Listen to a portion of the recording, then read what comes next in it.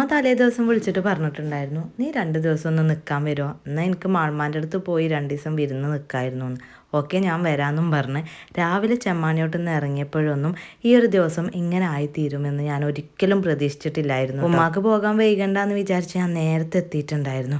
വീട്ടിലെത്തിയപ്പോഴേക്കും ചെറിയാപ്പൂ അതിനും എല്ലാവരും വന്നിട്ടുണ്ടായിരുന്നു കേട്ടോ. അപ്പൂസിൻ്റെ കോഴിക്കുഞ്ഞുങ്ങളൊക്കെ വളർന്നിട്ടുണ്ട്. അപ്പൂസ് അതിനെയും കൊണ്ട് നടക്കുന്നതാണ്, നല്ല കളിയിലാണ് കേട്ടോ. അതിൻ്റെ ഇടക്കാണ് ഈ ഒരു സംഭവം ഉണ്ടായത്. ചെറിയാപ്പൂ മൊയിലിൻ്റെ കുട്ടികളെ കൊണ്ടുവന്നിട്ടുണ്ട്, വണ്ടിയിലുണ്ട്, ചെന്ന് നോക്ക് എന്നൊക്കെ പറഞ്ഞ്. അപ്പോഴാണ് ഞാൻ ആ സത്യം അറിഞ്ഞത്. ഒട്ടും പ്രതീക്ഷിച്ചിട്ടില്ല കേട്ടോ. അനിയും ഫിനിയൊക്കെ വന്നിക്കുക, ഒരിക്കലും ഇത് എക്സ്പെക്റ്റ് ചെയ്തിട്ടില്ല.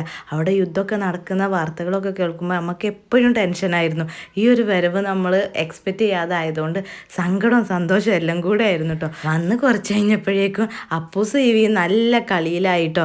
അവരല്ലെങ്കിലും ഭയങ്കര ഫ്രണ്ട്സാണ്. റിച്ചും കൂടെ ഉണ്ടാവേണ്ടതാണ്, പക്ഷെ ഇപ്പോൾ റിച്ചു എത്തിയിട്ടില്ല, അതിന് വന്നിട്ട് വരാമെന്ന് പറഞ്ഞിട്ടുണ്ടായിരുന്നു കേട്ടോ.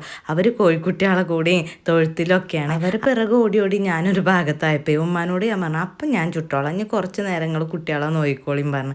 അങ്ങനെ ഇന്ന് നോമ്പ് തുറക്കാൻ കുറച്ച് ഉണ്ടാക്കുന്നത് അപ്പാണ് കേട്ടോ. എല്ലാം കൂടെ അങ്ങനെ മിക്സ് ആക്കി ഉണ്ടാക്കാമെന്ന് പറഞ്ഞേക്കാണ്. അങ്ങനെ ഉമ്മയും കുട്ടികളും ഇവിടെ കോഴിക്കോടിൻ്റെ അടുത്താണ് കേട്ടോ. കളർ കോഴിക്കുട്ടികളെ തൂവലൊക്കെ ഇതാ വെള്ള കളർ വരാൻ തുടങ്ങിയിട്ടുണ്ട് കേട്ടോ. കുറേ കഴിഞ്ഞ് ഉമ്മ രാജി വെച്ചിട്ട് എന്നോട് പറഞ്ഞു, ഇജി ഓരോ മേലേകിയും കണ്ട് അകത്ത് കൊണ്ടുപോയിക്കോന്നാണ്.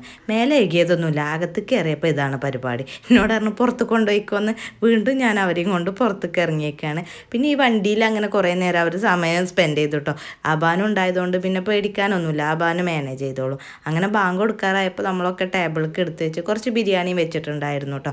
സമൂസയൊക്കെ പിന്നെ പുറത്തുനിന്ന് വാങ്ങിയേക്കായിരുന്നു. അങ്ങനെ എല്ലാവരും ഇരുന്ന് ഫുഡൊക്കെ കഴിച്ച് ബാക്കി ഇത് അവിടെ അടുക്കളയിൽ കൊടുന്ന് വെച്ച് അടുത്ത റൗണ്ട് ഇവിടുന്ന് കഴിക്കൽ തുടങ്ങിയിട്ടുണ്ട് കേട്ടോ. ഫിനിക്കൊക്കെ ഒന്ന് വീട്ടിൽ പോകണം പറഞ്ഞങ്ങാണ്ട് അവർ റെഡി ആവുന്ന സമയത്താണ് ഇവ ചെന്ന് ഉമ്മാക്കൊരു ഫോൺ കൊടുത്തത് കേട്ടോ. ഭയങ്കര സന്തോഷമായി കേട്ടോ.